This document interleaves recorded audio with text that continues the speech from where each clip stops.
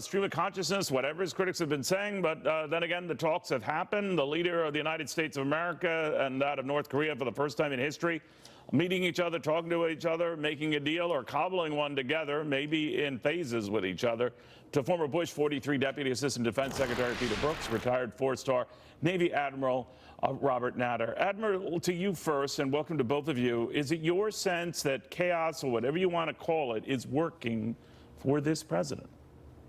Well, I think that's accurate, that it is. If you take what was happening a few months ago with missiles flying over Japan, with apogees and ranges indicating they can reach the United States or Guam, versus what we're hearing today, I'll take today any day. So, Peter, I know the proof is in the details and exactly what we got out of this. We do know that we were early to offer stopping these joint military exercises with the South Koreans. Some have pounced on that as, are making the concessions and the North Koreans not, when in fact they have committed to, recovering the remains of thousands of U.S. soldiers over the course of the war, the Korean War, and a commitment to denuclearization. But it's vague on the denuclearization part. Does that concern you? There's a lot of work to do. This was a good start. There's a lot of work to do, and as you said, the devil's in the details. This is just the first step on a long journey that will have a lot of obstacles. I'm not as concerned about the military exercises in the sense that the president is trying to build trust. There's a tremendous trust deficit between the two sides. 68 years since the start of the Korean War, 65 years since the armistice.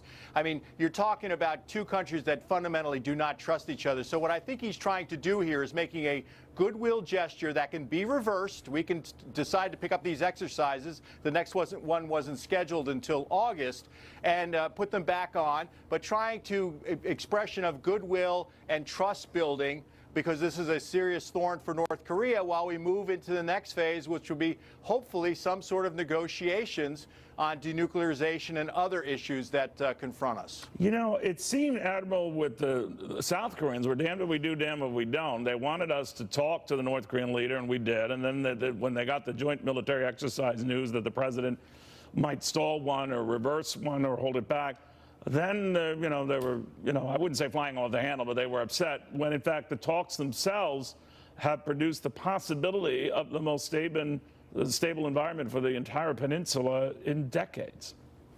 President Moon should be very, very happy with this outcome. Look, military exercises can be resumed literally in days.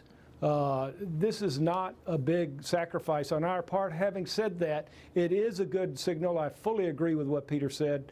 There has to be give and take on both sides, and I think this is a good first step on our side to show that we're sincere, but North Korea's got to produce as well.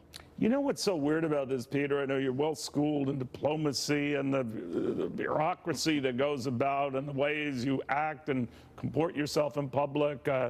And so is the Admiral, by the way. And here we have a president who started out, say, a little rocket man and everything else in between and threatening nuclear annihilation. And here we be. And here an agreement starts. And it is, unusual, but I'm wondering if it's upending the way we go about future talks. And the key is, early on, to either come up with a really good, snappy name for someone, or to just change your view about what you want out of it early on. Yeah, certainly we can quibble on style, right? Right. About that. But the president, one of the things that people are overlooking, Neil, is the fact that there's been a significant reduction in tensions on the Korean Peninsula. We're not talking about fire and fury today. True. The North Koreans aren't talking about turning New York and Seattle and Washington, D.C.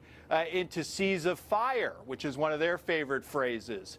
So we've had this, and a lot of it, I think, comes from the tough rhetoric that came from the president. The president was right to remind Kim that if they start a fight with the United States military, it's going to end badly for them. And I think Kim blinked. It was one of a number of other things. The South Koreans masterfully did a great job at the Olympics and with dealing with North Korea. The president's maximum pressure campaign, it was multi-causal in terms of getting Kim to the table. But they needed to understand that. And I think the president's rhetoric so far has been effective. We shall see. Gentlemen, I want to thank you both. Always good having you. Thank you. Thank you, Neil. All right, remember that tax, they called it the Amazon tax.